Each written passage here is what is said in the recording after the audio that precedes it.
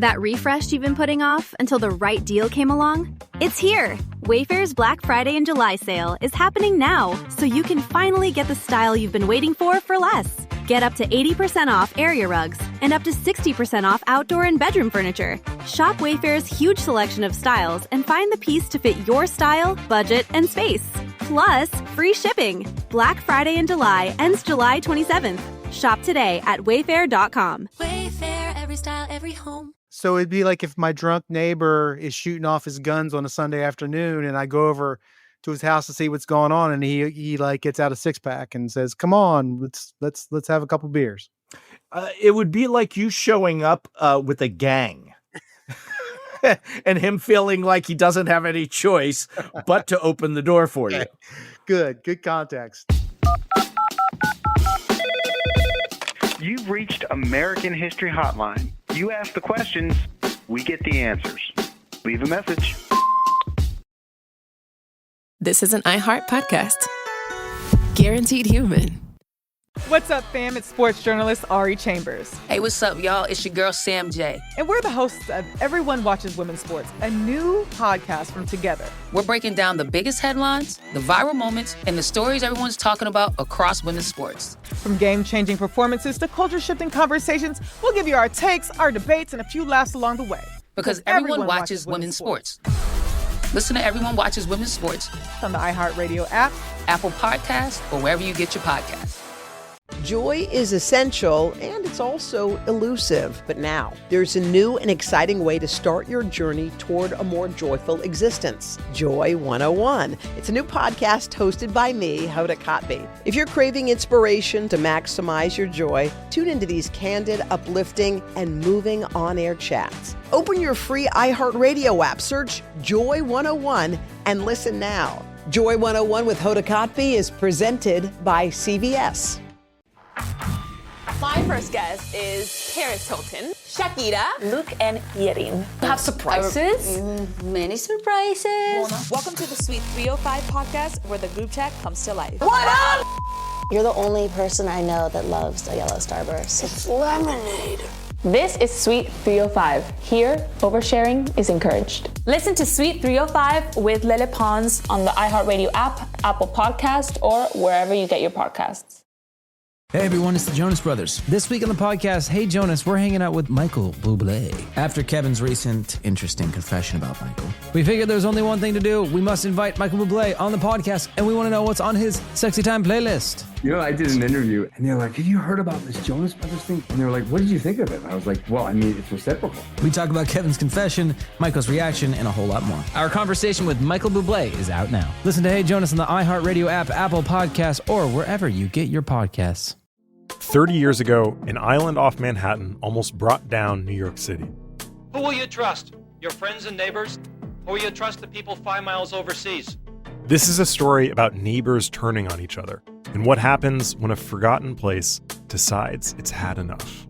But we're not stopping, are we? Listen to Revisionist History, The Staten Island Problem on the iHeartRadio app, Apple Podcasts, or wherever you get your podcasts.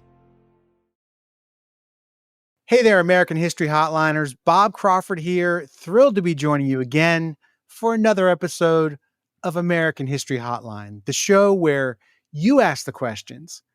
But today, I want to start things off a little bit differently. I want to ask you a question for an upcoming show. We're going to do an episode about the New York Times list of 100 best films of the 21st century. What do you think about the list? Is it accurate? Any snubs? And what do you think should have been voted #1 best film of the 21st century? Give us all your hot takes. We'd love it if you could record a video or a voice memo and email it to americanhistoryhotline@gmail.com. For all questions, it's americanhistoryhotline@gmail.com. Okay, now we're going to make a hard turn to today's topic, which is Thanksgiving. Here to help me answer this question today is David J. Silverman. He's a historian and author of the book, This Land is Their Land, The Wampanoag Indians, Plymouth Colony, and the Troubled History of Thanksgiving. He's got a new book coming out in February titled The Chosen and the Damned, Native Americans and the Making of Race in the United States. David, thank you for joining us today. It's great to be here. Thanks for having me. Okay, David, here's the question we were hoping you could help us answer. Hi, this is Jillian. My question is around the origins of Thanksgiving. Native Americans, Pilgrims, sitting together, eating dinner at a table. This narrative, I'm wondering how much of it is true, and why it is just continued to be told as kind of like the only story that we hear about Thanksgiving and even early America. Just like why this story has pervaded in history for so long and why it's still the only story surrounding early Native American history that we hear in schools. Now, David, before we jump into answering this question, can you give us just one fact we can bring to our Thanksgiving table this year that's going to surprise our family members? Sure. In direct answer to your listener's question, there was probably no table. So you're saying it was more of a buffet? More of a buffet. It's lap eating. Okay, so let's start with the common narrative of Thanksgiving. What is the story that most of us are taught about Thanksgiving in school? Well, the question you mentioned is part of it, to be sure. We have this patriotic story that the Pilgrims, folks who crossed the Atlantic in search of religious freedom, land off Cape Cod and make contact with native people who almost always are unidentified in the story. They're just Indians, right? They're supposed to be symbols for Native America in large. After some wariness between the two parties, they make contact with one another. They become friends. And then ultimately, the story goes, the English invite, this is a problem with the story, invite the native people to a harvest feast. They break bread together, celebrate together for a few days. And then after the dishes are cleared, the natives wave goodbye and fade into the mist, symbolically ceding their country to the English so that the English can found the United States and the United States can begin its march to greatness. That's the story. It's a story about bloodless colonialism. It's a story about colonialism carrying forth the best of America: religious freedom, family, peace, and ultimately democracy. It's a story designed to make us feel proud of America and its colonial beginnings. So what really happened? Well, not much of that. It is certainly true that the English of Plymouth Colony and the native people of what's now southeastern Massachusetts, the Wampanoag people, created an alliance together. That's true. It is true that the two parties did feast together, though the Wampanoags weren't so much invited as they just showed up unannounced, and the English really had no choice in the matter but to concede to them stay. Well, so I think that's a good, let's kind of like dig in on that. Okay. Sure. So they just showed up. Like, talk about this feast. The doorbell rings and we have a caller at this hour during our feast? Right. Like who's at the door? Right. So let's sketch out the power dynamics on the ground when this feast occurs. When the Mayflower lands off Cape Cod, there's about 100 English passengers. By the time this feast occurs, there's less than half that number. So half these folks have died over the previous year. Those who have survived have done so because the Wampanoags permitted it. There was a debate within Wampanoag society over the course of the year 1621 as to whether to wipe out this settlement. The Wampanoags had a 100-year history with Europeans before the arrival of the Mayflower, and by and large, that had not been a pleasant history.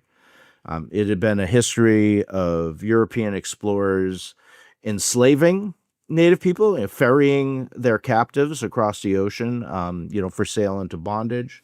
It had been a story about shoreline clashes, when one side read the worst into the other's mostly unintelligible actions.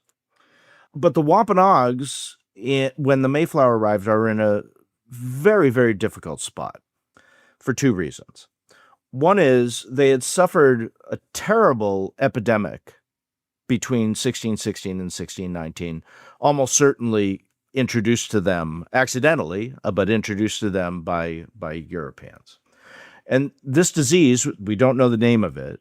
I suspect it was smallpox, but we can't be sure.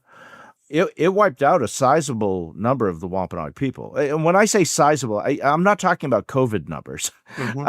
I'm talking about more than half of the population. Which is insane because COVID numbers are big.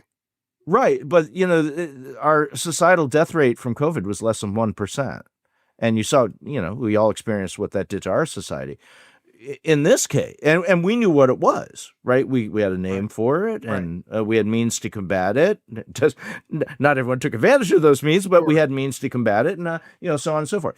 In this case, the Wampanoags have been attacked by a disease with no name. They don't know how to explain its cause. It could be witchcraft. It could be their gods punishing them for something they did or didn't do.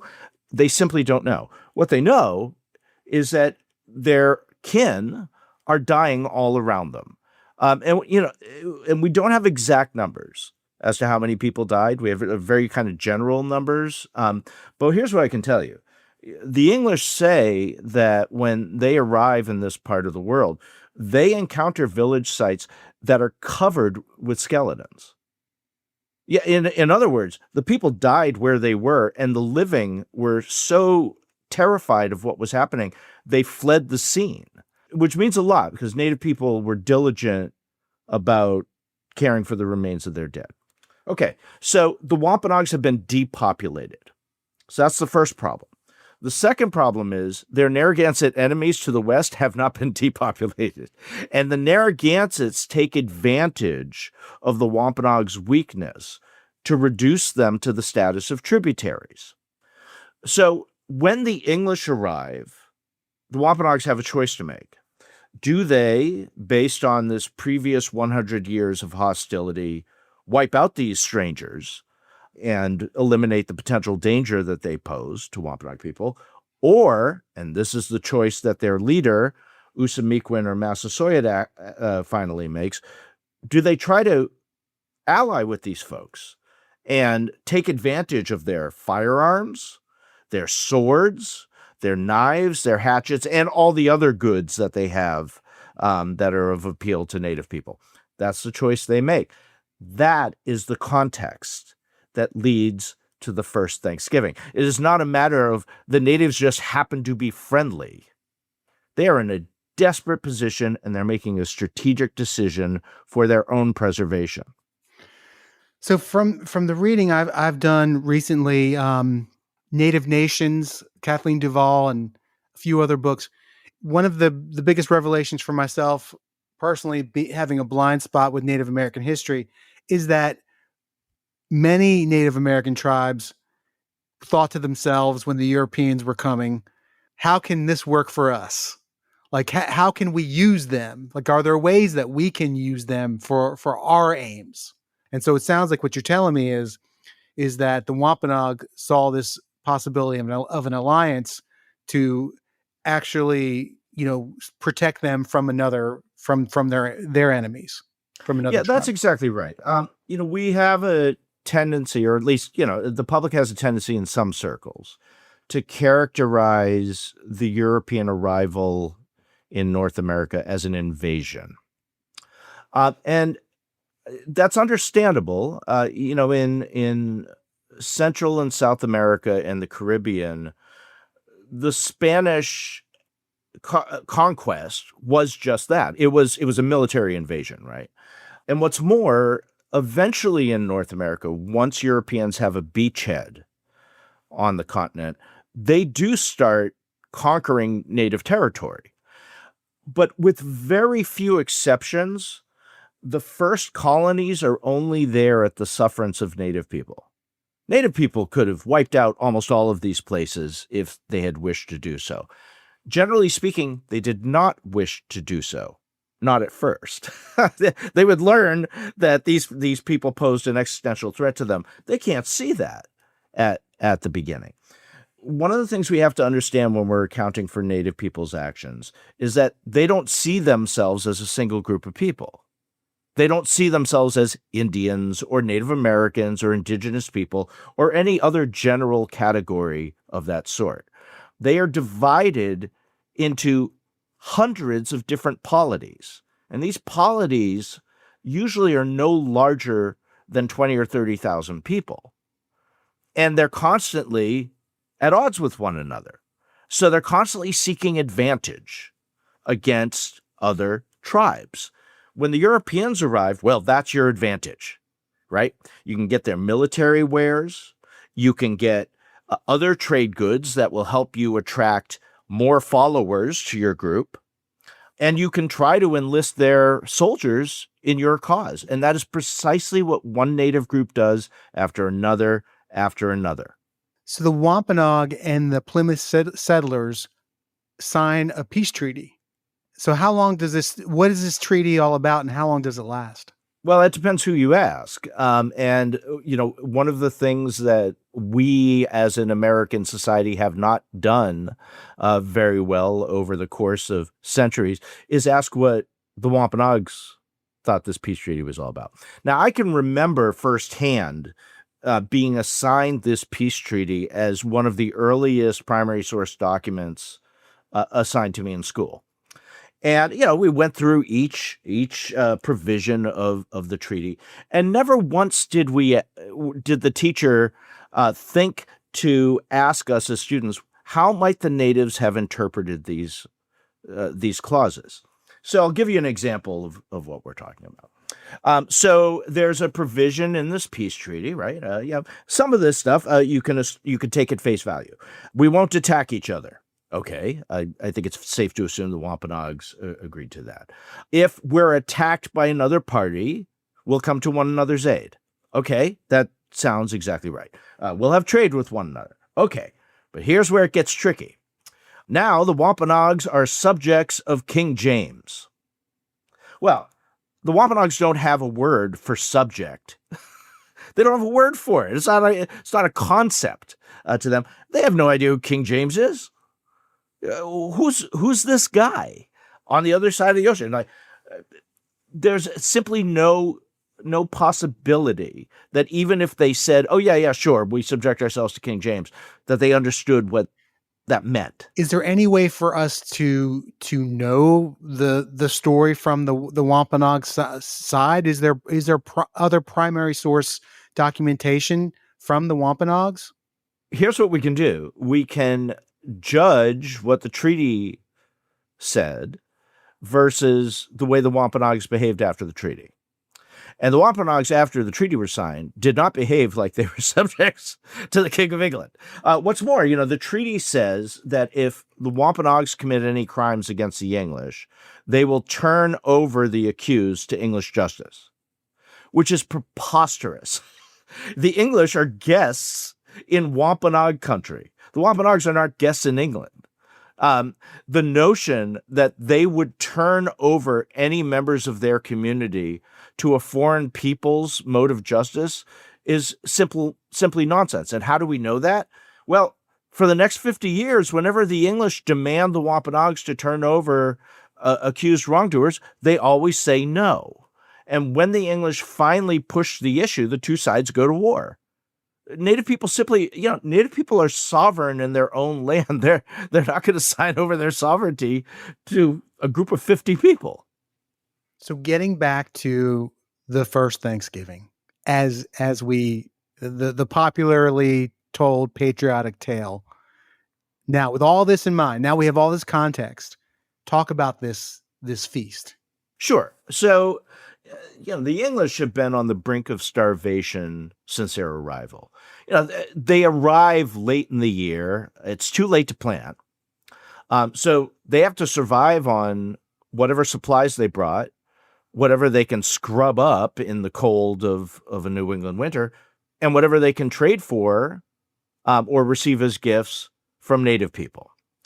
And they managed to make it to the planting season. And then they plant a bucket of seed corn that they had stolen from a Wampanoag village. They dug up this buried seed corn and took it with them. Eventually, they pay the Wampanoags for it. But, initially, it looks like what it was, theft. They grow a crop. The crop is harvested. And then, that fall, for the first time since they arrived, the English say, we're going to rest for a couple of days. Mm-hmm. It's been a very hard 9 or 10 months. And this is before the treaty. No, this is after the treaty is signed. Okay. So, they have this treaty of mutual defense and trade. Okay. So the English start letting their hair down. There's probably a fair amount of drinking. They engage in target practice as part of their amusements. So in other words, they're firing guns. The Wampanoags, hearing these guns firing, I think we can assume, that the colony is under attack. And so Usamequin or Massasoit, the sachem or chief of the Wampanoag people, arrives at the colony with 90 armed men. 90, that's almost twice the size of the colony.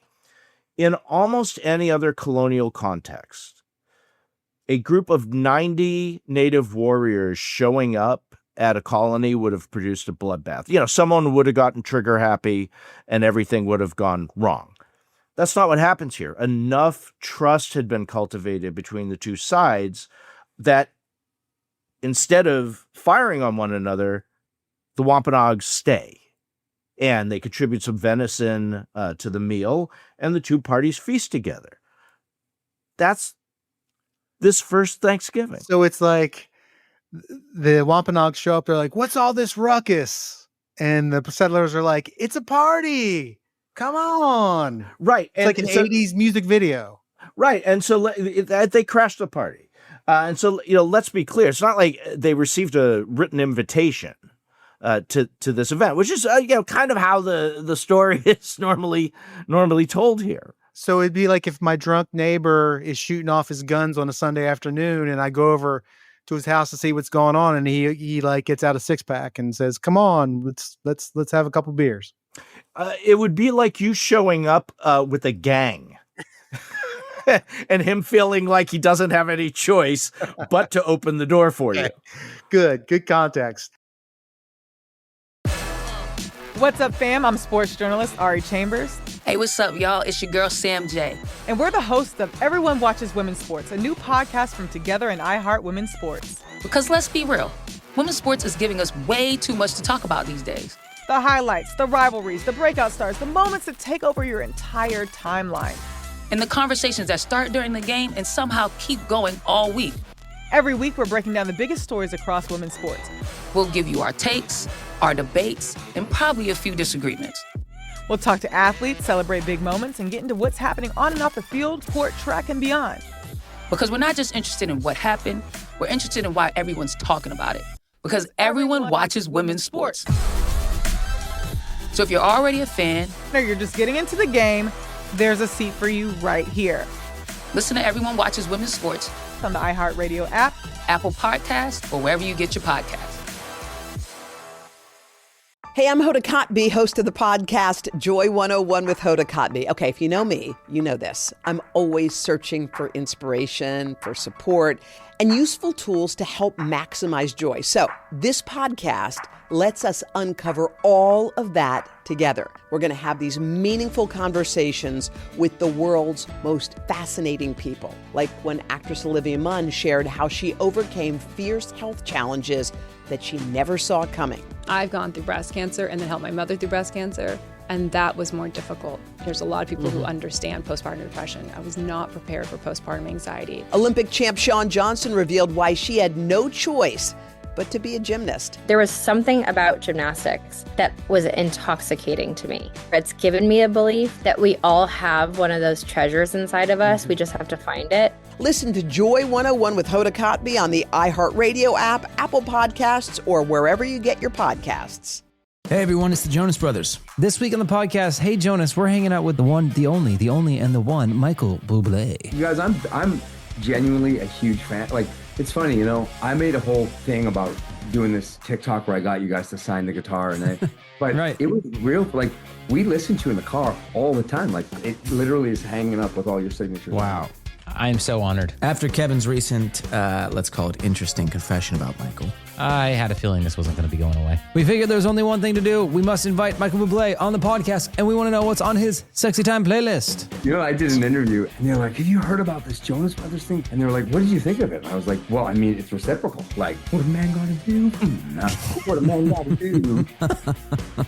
We talk about Kevin's confession, Michael's reaction, and a whole lot more. Do you have a hockey rink in your house? I do. Our conversation with Michael Bublé is out now. Listen to Hey Jonas on the iHeartRadio app, Apple Podcasts, or wherever you get your podcasts. My first guest is Paris Hilton, Shakira, Luke and Yerin, Samira y Gracie. I'm so excited. On the bouncy bed. You have surprises? Many surprises. Welcome to Suite 305, where the group chat comes to life. What up? Es como que una forma de decir como, hola amiga, hola mejor amiga, hola hermana, what up? Mira, nunca lo había hablado con nadie. Excepto con mis hijos. Mis hijos sí saben. Yes. Sé mi amante. Uf. Punch. Qué increíble. Ya, la telenovela. You're the only person I know that loves a yellow starburst. It's lemonade. No hay alguien que te falta, como que tú dices, me gustaría colaborar con esta persona.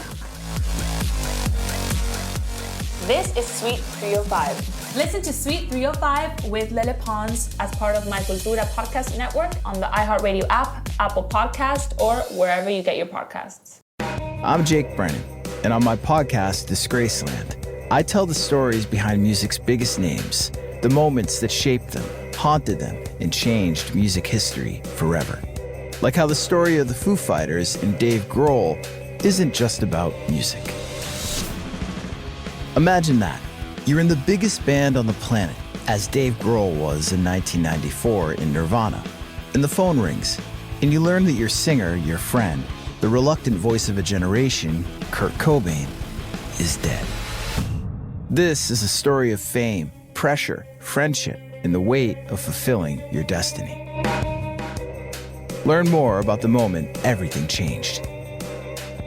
Disgraceland is part of the Exactly Right Network. Listen to new episodes every Tuesday, bonus episodes Thursday, and rewinds on Sunday on the iHeartRadio app, Apple Podcasts, or wherever you get your podcasts.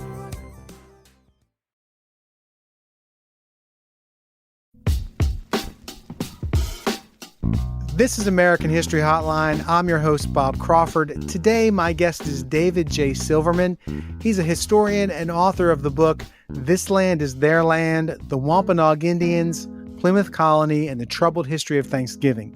He's got a new book coming out in February titled The Chosen and the Damned, Native Americans and the Making of Race in the United States. We're talking about the origins of Thanksgiving. Remember to send us your burning questions about American history, and also help us out with an upcoming episode by telling us your favorite films of the 21st century. Record yourself using the voice memo app on your phone and email it to AmericanHistoryHotline@gmail.com. That's AmericanHistoryHotline@gmail.com. Now, back to the show. David, Thanksgiving didn't become a national holiday until hundreds of years later during the Civil War. Why was this the time to create this holiday? Because of the Civil War. Abraham Lincoln was lobbied by this woman named Sarah Josepha Hale, she's kind of like the Oprah of the 19th century. She starts this magazine for women that becomes enormously popular. Among the ideas that she traffics in is that the country needs a holiday to help bridge the divisions that led to and were perpetrating the Civil War.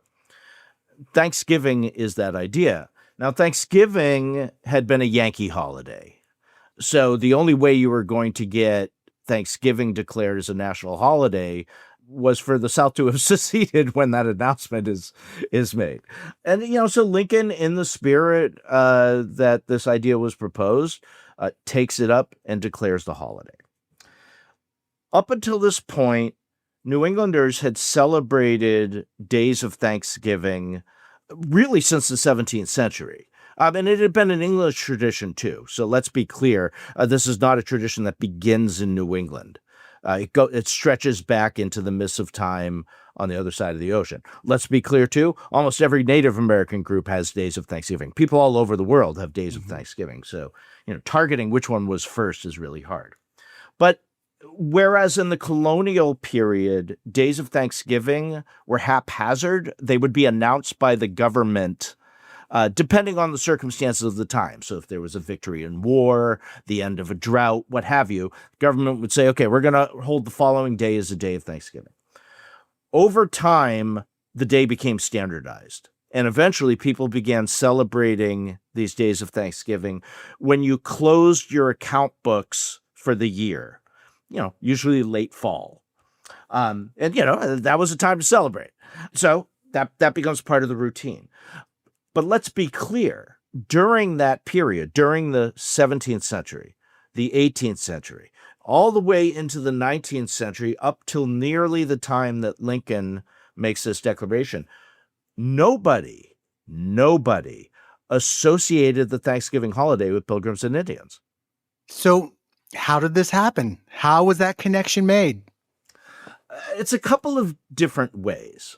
One has to do with Plymouth Town's attempt to boost tourism. Plymouth Colony was a nothing place.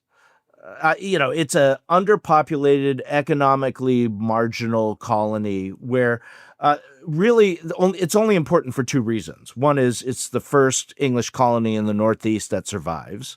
And the second is, in 1675-76, it's the place where the Great War between English colonists in New England and native people starts. And this is the war that ends up devastating the Wampanoags and giving the English effectively control of the region. Otherwise, Plymouth gets annexed by Massachusetts in 1691, and that's it. It now is just part of the mainstream of Massachusetts history. Well, after the American Revolution, Plymouth Town is falling on hard times. And so a group of men calling themselves like the Old Colony Club decide to start promoting the Pilgrims, who had been, they're an eccentric group of religious fanatics who no one really paid attention to. They start promoting these guys as colonial founding fathers. And Plymouth Rock, we could have a whole show on Plymouth Rock and the abuse it's taken over the years. Yeah, but they make up the story that the Pilgrims landed on this rock, and they try to get people to come to town and spend their money. So that idea starts to circulate. But the real key to associating the holiday with Pilgrims and Indians is the publication of one of the two primary sources of the original feast between the English and the Wampanoags.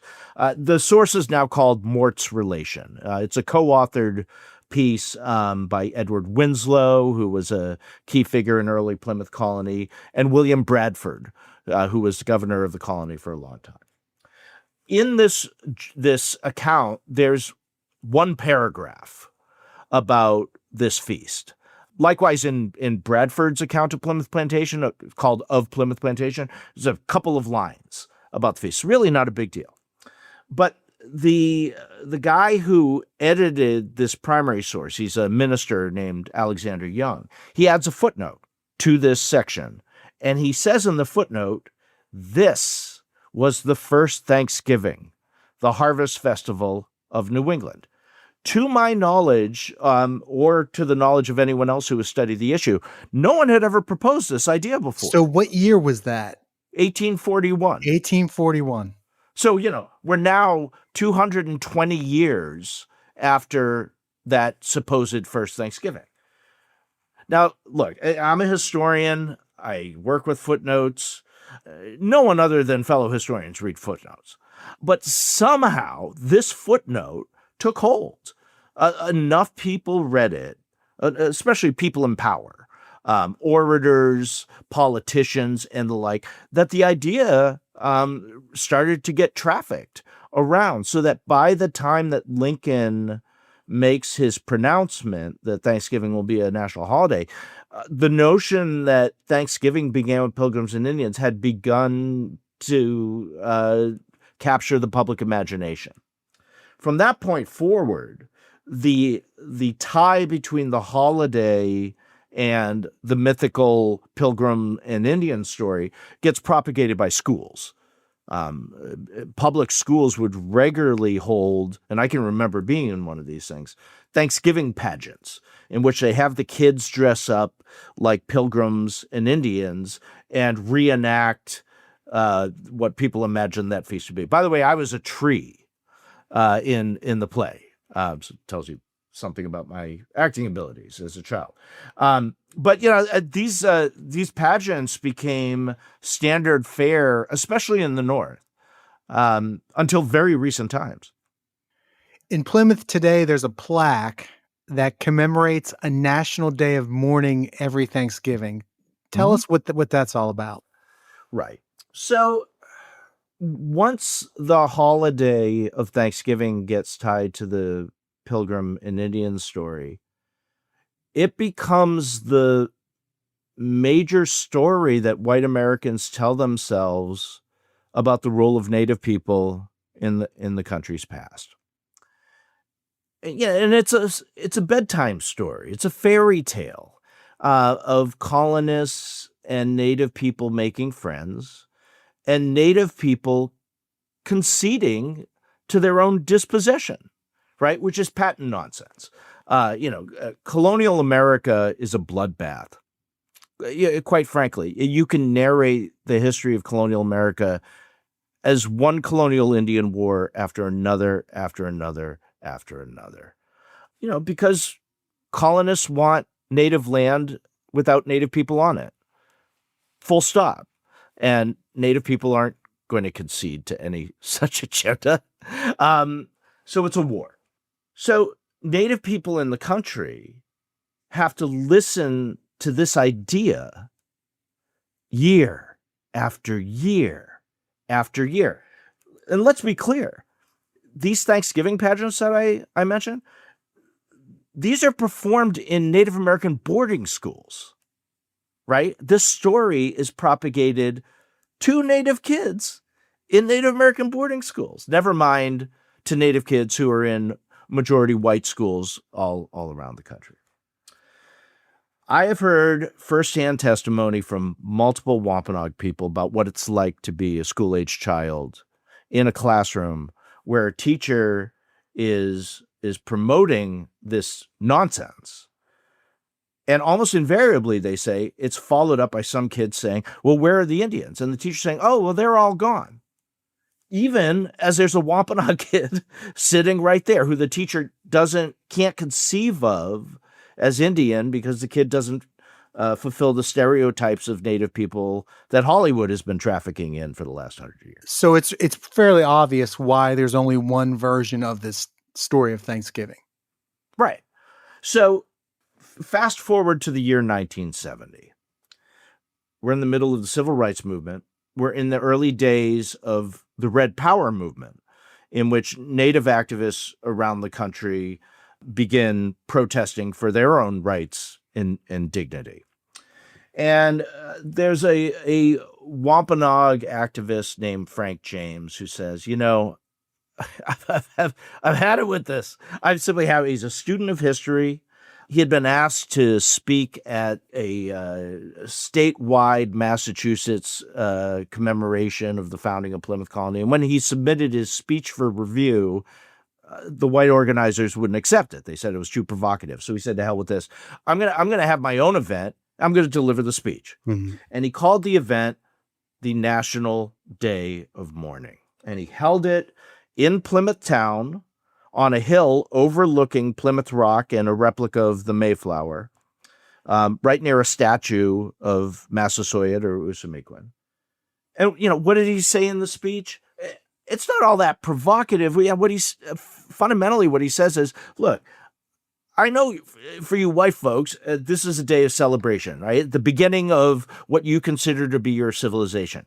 But you need to understand that this is the beginning of the end for my people. The story that you tell as a triumph is for us a tragedy. And we are your countrymen and women, and our experience counts too. Furthermore, he says, recognize we're still here.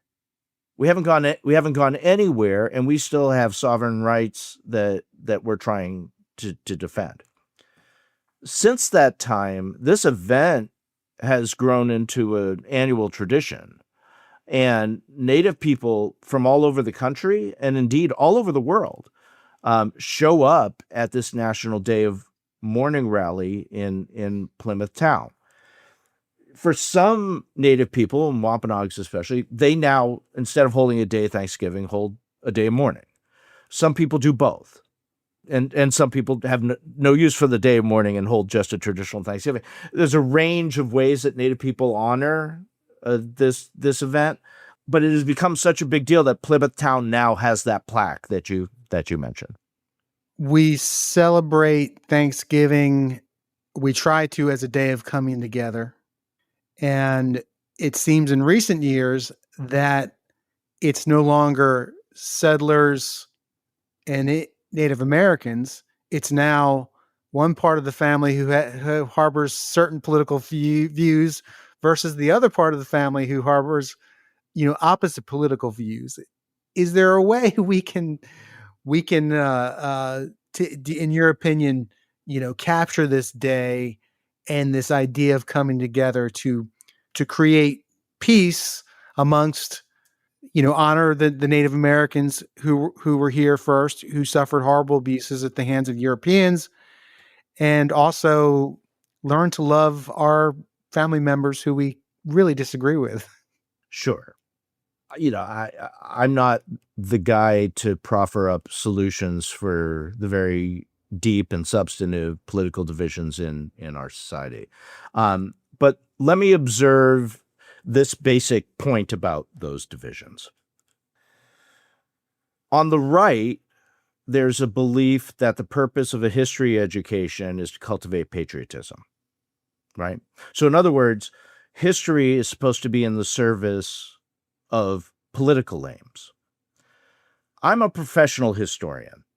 I don't care whether you come from the history that I write or that I teach feeling patriotic, unpatriotic, or indifferent. That is neither here nor there for me. My only goal is to capture a complex history in all of its complexity. That's it. Full stop. And I think on the left side of the political spectrum, you have a wide population, mostly who have been college educated and thus also take that approach to the study of history. And it becomes very hard to have a conversation about history and truth and its role in our society when you're coming at it from such polar opposite views. So back to the issue of Thanksgiving. So what do we do with it?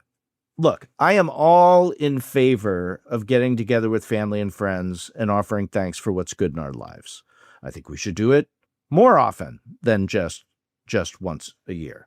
And let me be clear, contrary to some of the detractors of this book that I've written, I am not calling for replacing Thanksgiving with a day of mourning or canceling Thanksgiving or declaring war on Thanksgiving or any such things. But here is what I am saying. If we're going to invoke Pilgrims and Indians in relation to the Thanksgiving holiday, let's get the story straight. We're all grown-ups. Right. We can deal with the truth, right? But I don't think we have to do that. Who wants to talk about genocide and then serve up a meal, right?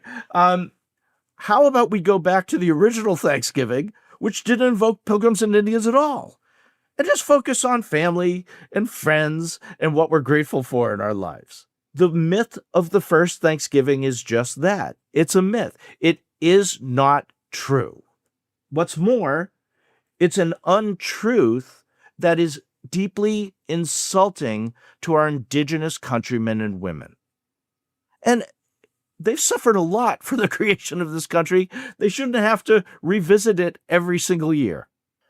Well said. Well said. Well, David, I really appreciate you taking the time to answer Jillian's question and being on American History Hotline. I've been talking with David J. Silverman. He's a historian and author of the book, This Land is Their Land, The Wampanoag Indians, Plymouth Colony, and the Troubled History of Thanksgiving. He's got a new book coming out in February titled The Chosen and the Damned, Native Americans and the Making of Race in the United States. David, I wish you and yours a wonderful, peaceful Thanksgiving. Same to you and yours. You've been listening to American History Hotline, a production of iHeart Podcasts and Scratch Track Productions. The show's executive producer is James Morrison.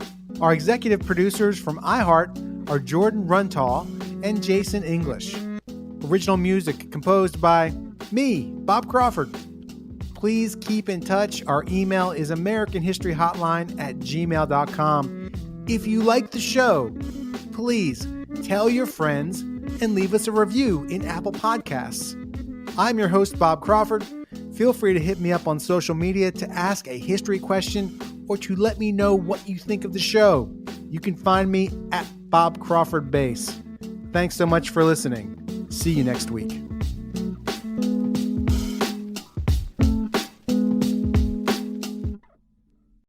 What's up, fam? It's sports journalist Ari Chambers. Hey, what's up, y'all? It's your girl, Sam J. And we're the hosts of Everyone Watches Women's Sports, a new podcast from Together. We're breaking down the biggest headlines, the viral moments, and the stories everyone's talking about across women's sports. From game-changing performances to culture-shifting conversations, we'll give you our takes, our debates, and a few laughs along the way. Because everyone watches women's sports. Listen to Everyone Watches Women's Sports on the iHeartRadio app, Apple Podcasts, or wherever you get your podcasts. Joy is essential and it's also elusive. But now there's a new and exciting way to start your journey toward a more joyful existence. Joy 101. It's a new podcast hosted by me, Hoda Kotb. If you're craving inspiration to maximize your joy, tune into these candid, uplifting, and moving on-air chats. Open your free iHeartRadio app, search Joy 101, and listen now. Joy 101 with Hoda Kotb is presented by CVS. My first guest is Paris Hilton, Shakira, Luke, and Yerin. You have surprises? Many surprises. Welcome to the Sweet 305 podcast, where the group chat comes to life. What up? You're the only person I know that loves a yellow Starburst. It's lemonade. This is Sweet 305. Here, oversharing is encouraged. Listen to Sweet 305 with Lele Pons on the iHeartRadio app, Apple Podcast, or wherever you get your podcasts. Hey everyone, it's the Jonas Brothers. This week on the podcast, Hey Jonas, we're hanging out with Michael Bublé. After Kevin's recent interesting confession about Michael, we figured there's only one thing to do. We must invite Michael Bublé on the podcast, and we want to know what's on his Sexy Time playlist. You know, I did an interview, and they're like, have you heard about this Jonas Brothers thing? And they were like, what did you think of it? And I was like, well, I mean, it's reciprocal. We talk about Kevin's confession, Michael's reaction, and a whole lot more. Our conversation with Michael Bublé is out now. Listen to Hey Jonas on the iHeartRadio app, Apple Podcasts, or wherever you get your podcasts. 30 years ago, an island off Manhattan almost brought down New York City. Who will you trust? Your friends and neighbors? Or will you trust the people 5 miles overseas? This is a story about neighbors turning on each other and what happens when a forgotten place decides it's had enough. But we're not stopping, are we? Listen to Revisionist History, The Staten Island Problem on the iHeartRadio app, Apple Podcasts, or wherever you get your podcasts. This is an iHeart podcast. Guaranteed human.